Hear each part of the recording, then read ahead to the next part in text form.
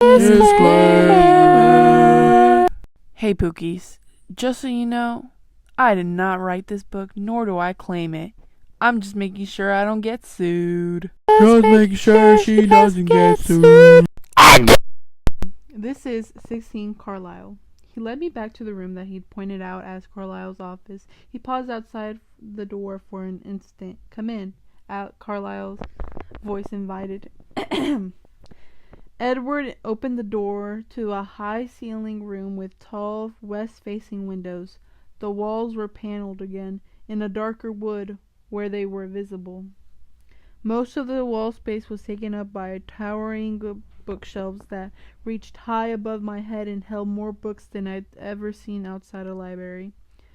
Carlisle sat behind a huge mahogany desk in a leather chair.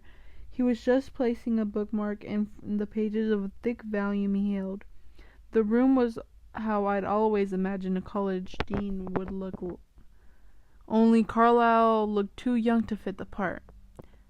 "What can I do for you?" he asked us pleasantly, rising from his seat. "I wanted to show Bella some of our history," Edward said. "Well, your history, actually." "We didn't mean to disturb you," I apologized. "Not at all. Where are you going to start?" "The wagoner," Edward replied, placing one hand lightly on my shoulder and spinning me around to look back toward the door we'd just come through. Every time he touched me in even the most casual way,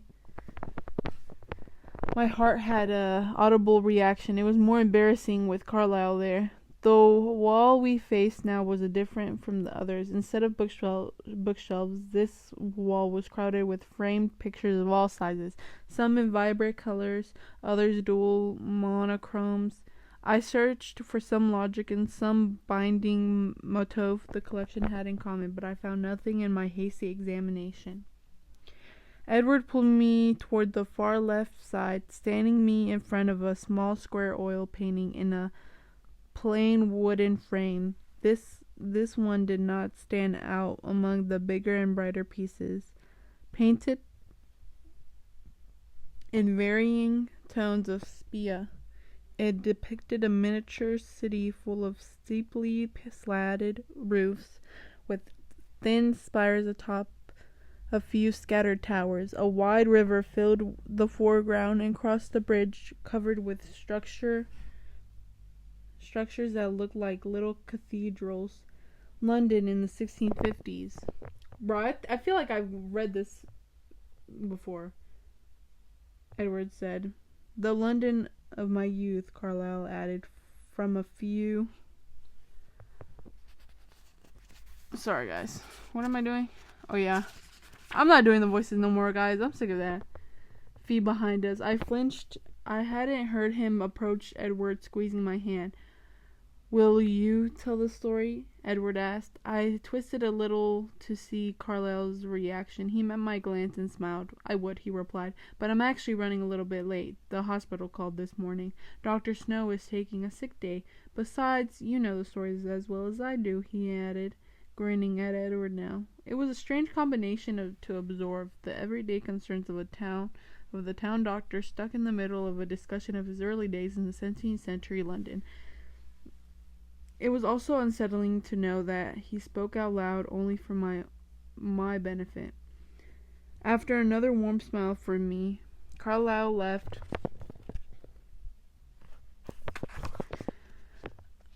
Where was I?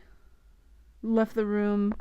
I stared at the little picture of Carlisle's hometown for a long moment. "What happened then?" I finally asked, staring up at Edward, who was watching me. When he realized what had happened to him, he glanced back to the paintings, and I looked to see...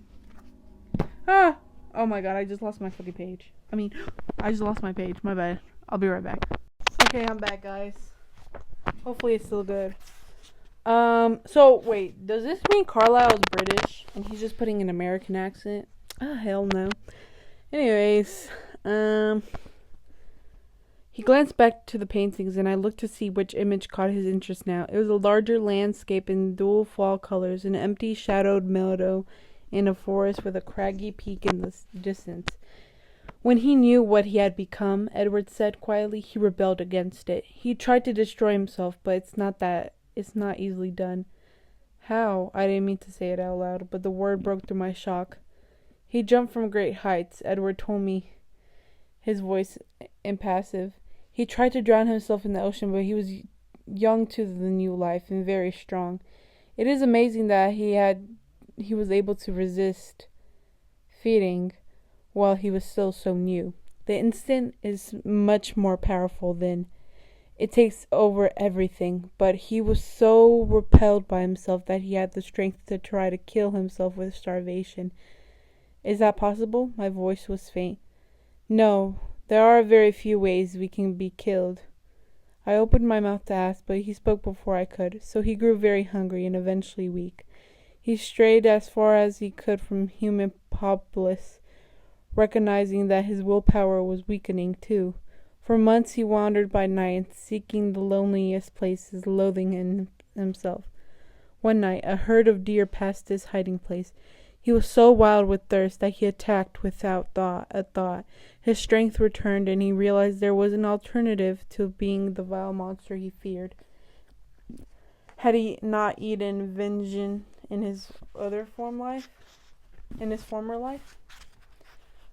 Over the next months, his new philosophy was born. He could exist without becoming a demon. He found himself again. Oh. Was that meant to have a quote there? Where the fuck did she stop listening? Talking. He began to make better use of his time. He had always been intelligent, eager to learn. Now he had unlimited time before him. He studied by night, planned by day. He swam to France. And he swam to France? People swim the channel all the time, Bella. He reminded me patiently. That's true, I guess. It sounded funny in the context. Go on. Swimming is easy for us. Everything is easy for you, I griped. He waited, his expression amused. I won't interrupt again, I promise. He chuckled darkly and finished his sentence, because technically we don't need to breathe. No, you promised, he laughed, putting his cold finger lightly to my lips. Do you want to hear the story or not? You can't spring something like that on me and then expect me not to say anything, I mumbled against his finger. He lifted his hand, moving it to rest against my neck. The speed of my heart reacted to that, but I persisted. You don't have to breathe, I demanded. No, it's not necessary. Just a habit, he shrugged. How long can you go without breathing? Indefinitely, I suppose. I don't know. It gets a bit uncomfortable being without a sense of smell. A bit uncomfortable, I echoed. I wasn't paying attention to my own expression, but something in it made him grow somber. His hand dropped. Oh, damn. The microphone. Sorry. His hand dropped to his side, and he stood very still, his eyes intent on my face. The silence lengthened. His features were immobile as stone. What is it? I whispered, touching his frozen face. His face softened under my hand, and he sighed. I keep waiting for it to happen. For what to happen? I know that I want some point, something I tell you or something you see is going to be too much, and then you'll run away from me, screaming as you go. He smiled. Half a smile, but his eyes were serious. I won't stop you. I want this to happen because I want you to be safe. And yet I want to be with you. The two desires were impossible to reconcile. He trailed off, staring at my face, waiting. I'm not running anywhere, I promise. We'll see, he said, smiling again. Y'all have a whole book franchise. You'll definitely see. Like, okay, buddy. He frowned at y'all, guns or fireworks, if y'all heard that. I frowned at him. So go on. Carlyle was swimming to France. He paused, getting back into his story. Reflexively, his eyes flickered to another photo, the most colorful of them all, the most ornately framed. Oh my god, that's a big word, y'all. What the hell? and the largest. It was twice as wide as the door, and it hung next to the door it hung next to. The canvas overflowed with bright figures in swirling robes, withering around long pillars and off marble balconies. I couldn't tell if it represented Greek mythology or if the characters floating in the clouds above were meant to be biblical. Carlyle swam to France and continued on with Europe to the universities there. By night he studied music, science, medicine, and found his calling, his penance in saving human lives. His expression became odd, almost reverent. I can't adequately describe the struggle. It took Carlyle 2 centuries of continuous effort to perfect his self-control. Now he is all but immune to the sense of human blood, and he is able to do the work he loves without agony. He finds a great deal of peace there at the hospital. Edward stared off into space for a long moment. Suddenly he seemed to recall his purpose. He tapped his finger against the huge painting in front of us. He was studying in Italy when he discovered the others there. They were more civilized and educated than the roughs of the London sewers. He touched a comparatively sedate quadrant of figures painted on the highest balcony, looking down calmly on the mayhem below them. I examined the group carefully and realized with a startled laugh that I recognized the golden-haired man. Salmonia was a great inspiration by Carlyle's friends. He often painted them as gods. Oh, whoa, sorry about that. Edward chuckled. Eero, Marcus, and Cauius. The hell was his name? He said, indicating the other 3, 2 black-haired, 1 snowy white. Nighttime patrons of the arts. What happened to them? I wondered aloud, my fingertip hovering a centimeter from the figures on the canvas. They're still there, he shrugged, as they had been for who knows how many millennia. Carlyle stayed with them only for a short time, just a few decades. He greatly admired their civility, their refinement, but they persisted in trying to cure his aversion to his natural food source, quote, as they call it. They tried to persuade him, and he tried to persuade them, to no avail. At that point, Carlyle decided to try the new world. He dreamed of finding others like him. He was very lonely, you see. He didn't find anyone for a long time, but as monsters became the stuff of fairy tales, he found he could interact with unsuspecting humans as if he were one of them. He began practicing medicine, but the companionship he craved evaded him. He couldn't risk familiarity. When the influenza epidemic hit, he was working nights in the hospital in Chicago. He'd been turning over an idea in his mind for several years, and he almost decided to act. Since he couldn't find a companion, he would create one. Oh, okay. Little red flag there, but it's okay. Because Carlyle, he wasn't absolutely sure how his own transformation had occurred, so he was hesitant, and he was loath to steal anyone's life the way he had been stolen. It was a frame of mind that he found me. There was no hope for me. I was left in a ward with the dying. He had nursed my parents and knew I was alone. He decided to try. His voice, nearly a whisper, trailed off. He stared unseeingly through the west windows. I wonder which image filled his mind now. Carlyle's memories or his own. I waited quietly. He turned back to me, and a gentle angel smile lit his expression. And so we've come full circle, he concluded. Have you always stayed with Carlyle then? I wondered. Almost always. He put his hand lightly on my waist and pulled me with him as he walked through the door, and I stared back at the wall of pictures, wondering if I'd ever get to hear the other stories. Edward didn't say any more as we walked down the hall, so I asked almost. He sighed, seeming reluctant to answer. Well, I had a typical bout of rebellious adolescent, about 10 years after I was created, whatever you want to call it. I wasn't sold on his life of abstinency, and I resented him for curbing my appetite. So I went off on my own for a time. Really? I was intrigued rather than frightened, as I perhaps could have been. He could tell. I vaguely realized that we were headed up the next flight of stairs, but I wasn't paying much attention to my surroundings. That doesn't repulse you? No, why not? I guess it sounds reasonable.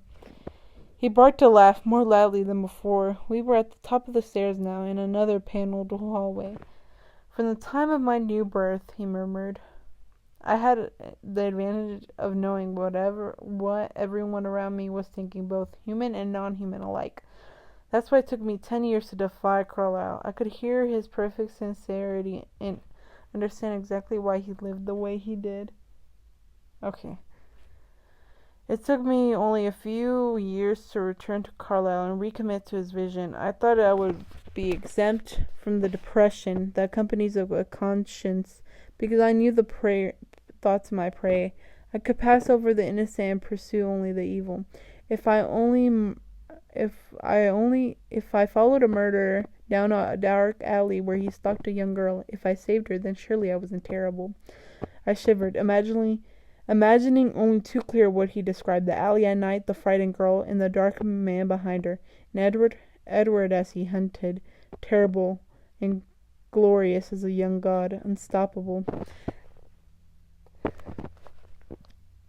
Would she have been grateful, that girl, or more frightened than before? But as time went on, I began to see the monster in my eyes. I couldn't escape the depth of so much human life taken, no matter how justified. And I went back to Carlyle and Esme. They welcomed me back like the prodigal. It was more than I deserved. We'd come to stop in front of the last door in the hall. My room, he informed me, opening and pulling me through. His room faced south, with a wall-sized window like the great room below. The whole back side of the house must be glass. His view looked down on the winding Sol Duc River, across the untouched forest to the Olympic mountain range. The mountains were much closer than I would have believed. The western wall was completely covered with shelf after shelf of CDs. His room was better stocked than a music store. In the corner was a sophisticated-looking sound system, the kind I was afraid to touch because I'd be sure to break something. Oh my God. There was no bed, only a wide and inviting leather sofa. The floor was covered with thick golden carpet, and the walls were hung with heavy fabric in a slightly darker shade. Good acoustics, I guess? He chuckled and nodded. He picked up a remote, turned the stereo on. It was quiet, but the soft jazz number sounded like the band was in the room with us. I went to look at his mind-boggling music collection. How do you have these organized? I asked, unable to find any rhythm or reason to the titles. He wasn't paying attention. Paying attention. By year and then by personal preference within that frame. He said absently. Girl, I don't know. Every time I mess up, just ignore it, guys. I turned and he was looking at me with a particular expression in his eyes. What? I was prepared to feel relieved, having you know about everything, not needing to keep secrets from you. But I didn't expect to feel more than that. I like it. It makes me happy. He shrugged, smiling slightly. I'm glad, I said, smiling back. I'd worried that he might regret telling me these things. It was good to know that wasn't the case. But then his eyes dissected my expression. His smile faded and his forehead creased. You're still waiting for the run and the screaming, aren't you, I guess? A faint smile touched his lips, and he nodded. I hate to burst your bubble, but you're really not as scary as you think you are. I don't find you scary at all, actually, I lied casually. He stopped, raising his eyebrows in a blatant disbelief. Then he flashed a wild, wicked smile.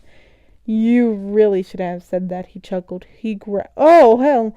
He growled a loud sound in the back of his throat. His lips curled back over his front teeth. His body shifted, suddenly half crouched, tense like a lion about to pounce. I backed away from him, glaring. He wouldn't. I didn't see him leap at me. It was far too fast. I only found myself suddenly airborne, and then we crashed onto the sofa, knocking into the wall. All the while, his arms formed an iron cage of protection around me. I was barely holstered, but I was still gasping as I tried to right myself. He wasn't having that. He curled me into a ball against his chest, holding me more securely than iron chains. I glared at him in alarm, but he seemed well in control. His jaw relaxed as he grinned, his eyes bright only with humor. You were saying, he growled playfully, that you were a very, very terrifying monster, I said. My sarcasm marred a bit by my breathless voice. Much better, he approved. I don't like Edward, guys. Bella should be with Alice, not gonna lie. But I don't like Edward. It's just me. I don't like them both. Much better, he approved. I struggled. Can I get up now? He just laughed. Can we come in? A soft voice sounded from the hall. I struggled to free myself, but Edward merely readjusted me so I was somewhat more conventionally seated on his lap. I could see it was Alice and Jasper behind her in the doorway. My cheeks burned, but Edward seemed at ease. Go ahead. Edward was still chuckling quietly. Alice seemed to find nothing unusual in our embrace. She walked, almost danced. Her movements were so graceful to the center of the room, where she folded herself sinuously onto the floor.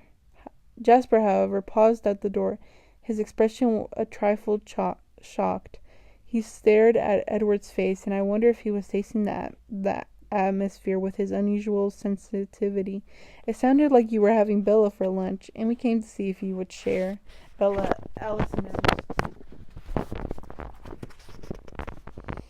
I stiffened for an instant until I realized Edward was grinning. Whether at her comment or my response, I couldn't tell.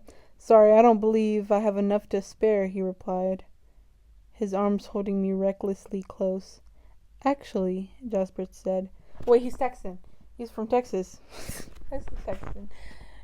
Actually, Jasper said, smiling despite himself as he walked into the room. Alice says there's going to be a real storm tonight, and Emmett wants to play ball. Are you game? The words were all common enough, but the context confused me. I gathered that Alice was a little bit more reliable than the weatherman, although. Edward's eyes lit up, but he was hesitant. Of course you should bring Bella, Alice chirped, and I thought I saw Jasper throw a quick glance at her. Do you want to go? Edward asked me, excited, his expression vivid. Sure, I couldn't disappoint such a face. Where are we going? We have to wait for Thunder to play ball. You'll see why, he promised. Will I need an umbrella? They all laughed loudly. Will she? Jasper asked Alice. No, she was positive. The storm will hit over town. It should be dry enough in the clearing. Good then. The enthusiasm in Jasper's voice was catching naturally. I found myself eager rather than scared stiff. Let's go see if Carlisle will come. Alice bounded to the door in a fashion that would break any ballerina's heart.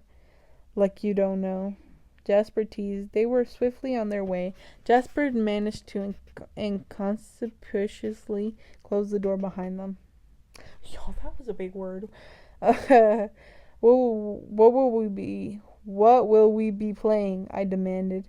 You will be watching, Edward clarified it. We will be playing baseball. I rolled my eyes.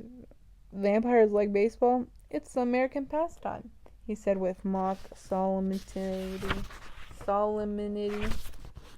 And that's it for this chapter. It was really small compared to the other ones, but it was a pretty good one, I guess. It had a Jasper and Alice moment, which, I love Alice and Jasper together, too. Even though Jasper's a Confederate. But, Enough of that. Anyways, guys, see y'all later. Alligators. Hey guys, I didn't finish chapter 16. This is future me, so yeah, I'm just gonna end the video like this. Like, just find the page I ended up with, because I can't find chapter 16, so yeah. Thanks, guys. Bye. Remember, I did not write this book.